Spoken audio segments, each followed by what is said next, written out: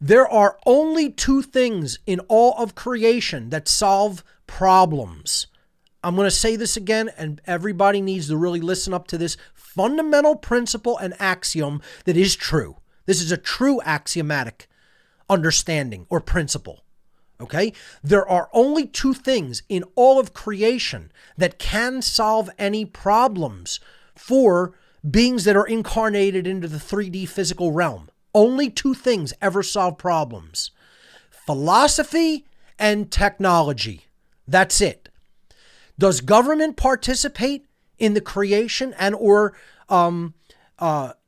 advancement and or dissemination of philosophy? No, it doesn't. Government is violence.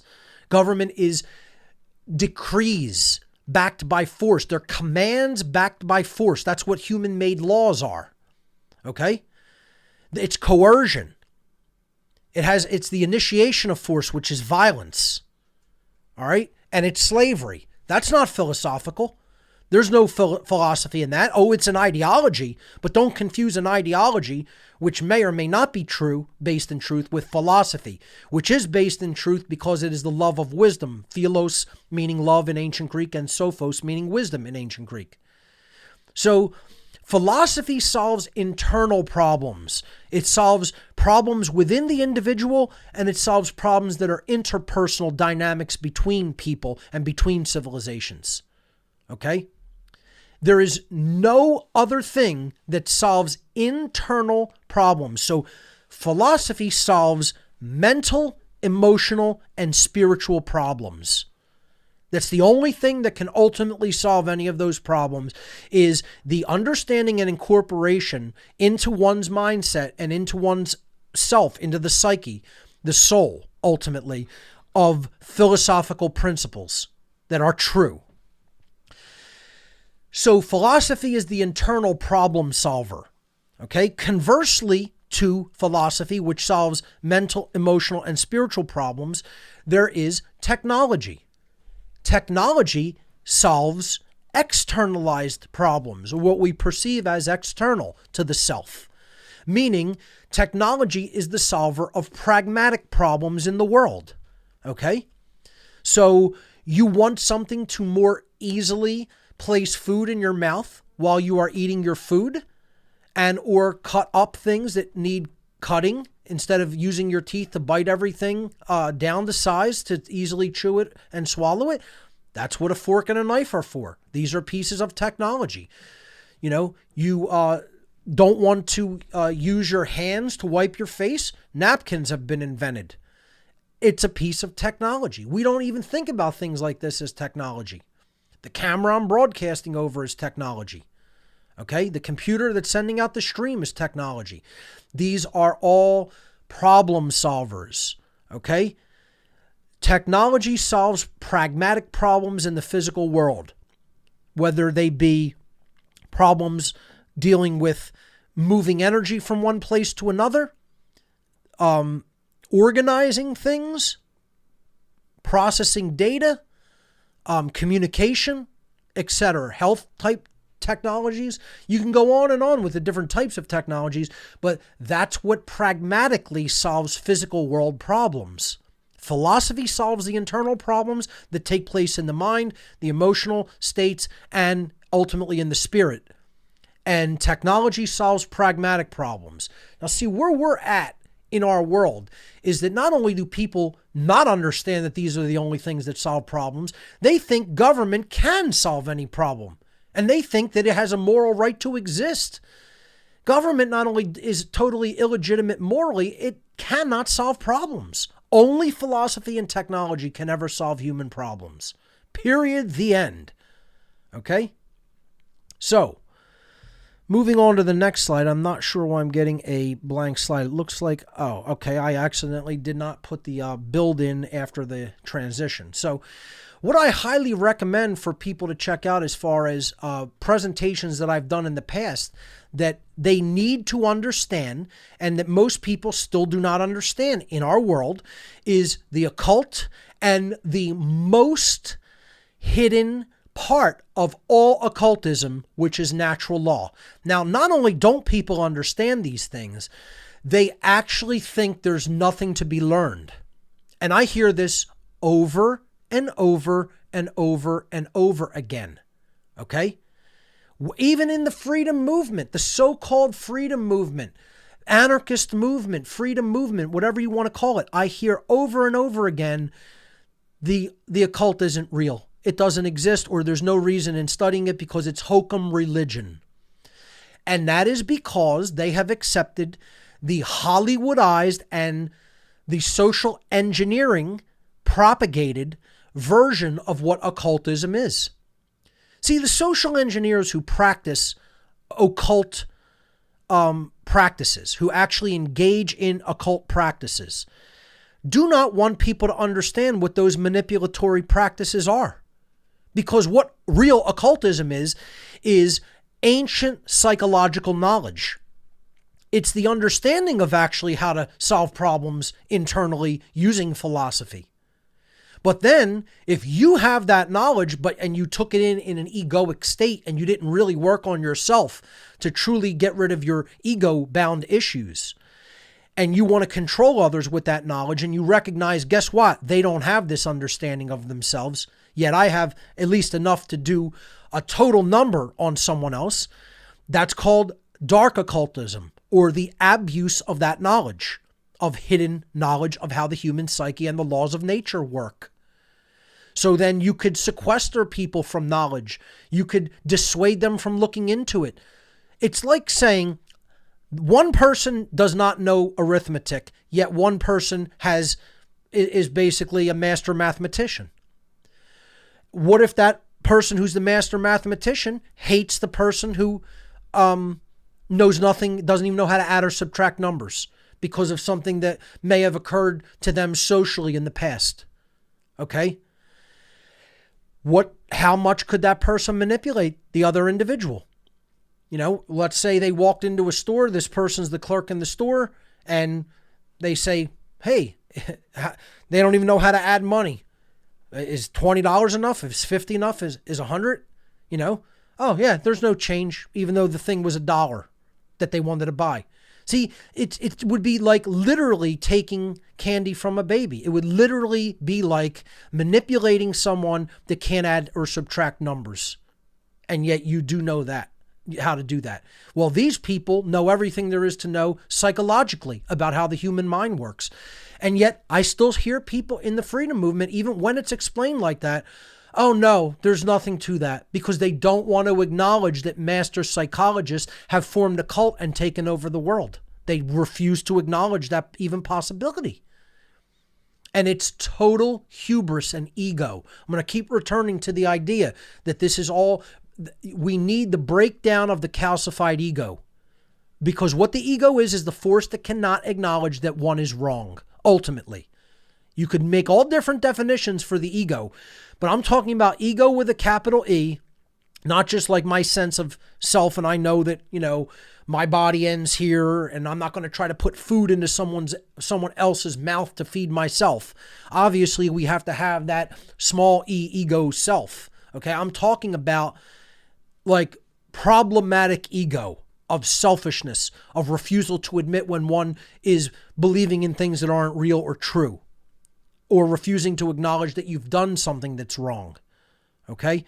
Again, people in this, even in the freedom movement, they do things that are clearly wrong, that are clearly based in some form of theft, and they won't even acknowledge it. They won't even apologize and say they're sorry for it because the ego is in the way. They haven't done the shadow work to eliminate the calcified runaway ego.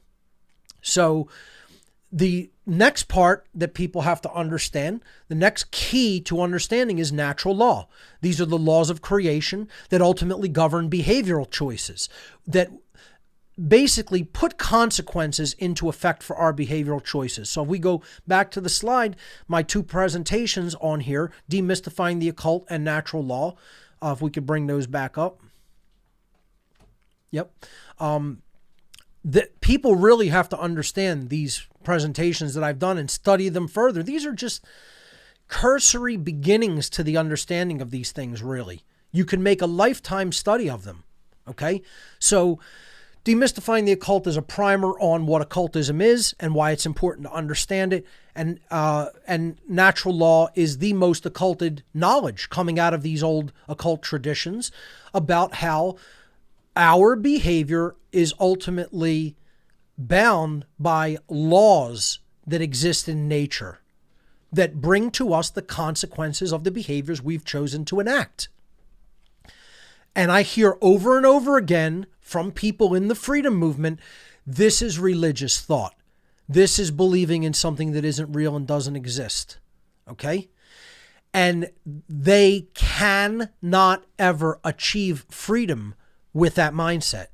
Because as long as you refuse to accept that natural law is put in place by something higher than human beings, you refuse to accept that rights are put into place by something higher than human beings. And therefore, if human beings are the all-powerful entity in the universe, well, they can make up what rights are and they could take rights away from people. So people in the freedom movement are really saying this, folks, in their moral relativistic state. They are saying, since human beings are the epitome of creation and there's no power that can supersede a human being, okay, therefore, rights ultimately come from human beings themselves. So we did this experiment in Philadelphia. We asked people, do human beings have rights? Self-existing rights? And they say, yes, they do. And then we said, well, where do they come from? And 95% of human beings said that they come from human beings in some form or another. As soon as you accept the axiomatic premise that rights come from human beings, you must, by definition, accept that rights can be abolished by human beings. The end. Period. It's an inescapable logical conclusion just from the rules of logic. If we brought something into existence, we can remove it from existence. Rights do not come into existence through human beings. We are not the creator of rights. We are not the bestower of rights in any form, whether it's from an individual or a society or a government. And when we asked people where rights come from, only a handful of people actually really got the correct answer and said rights come from creation, nature, God, whatever you want to call it, the laws of nature. Doesn't matter how you verbalize it. The word or label is meaningless. It comes from a higher power than man. The end. That's it. Okay? That's not religious thought. That's actually thought that is actually born out by an understanding of how natural law works in society through observation and testing, which constitutes a science. And it is a scientific principle. It's not a belief or a religion. I am for the destruction of religion in all forms. Natural law is not a religion. Moral law is not a religion. There are laws in effect in the universe that bring negative consequence to bad behavior, period, to immoral behavior. Behavior which initiates violence, initiates coercion, initiates harm against other sentient beings. And if you don't believe that exists, you have not done enough study, observation, and testing of what has happened throughout all of human history. See, because what I'm going to talk about is the development in evolutionary progress in consciousness of the sixth sense. We're going to be getting to that in this lecture here today. And people think of the sixth sense as ESP. Some extrasensory perception, something that goes beyond the normal human mental capacities. That's not what the sixth sense is, ladies and gentlemen. You could look at that as the seventh or eighth or ninth sense or whatever you want to call it, or something that just beyond the senses, period, entirely. But there is a sixth sense, and it's not even intuition. It's something that is not local. It can't be found in our physiology. And scientists have tried to find it in the physiology. But this is a capacity that constitutes a sixth sense in humanity. And we're going to get to what that is, because that is how you corroborate and quantify how natural law functions. And most people don't have it. They don't have this sixth sense developed. It is stunted in them. All right, so we're going to get to that in a moment.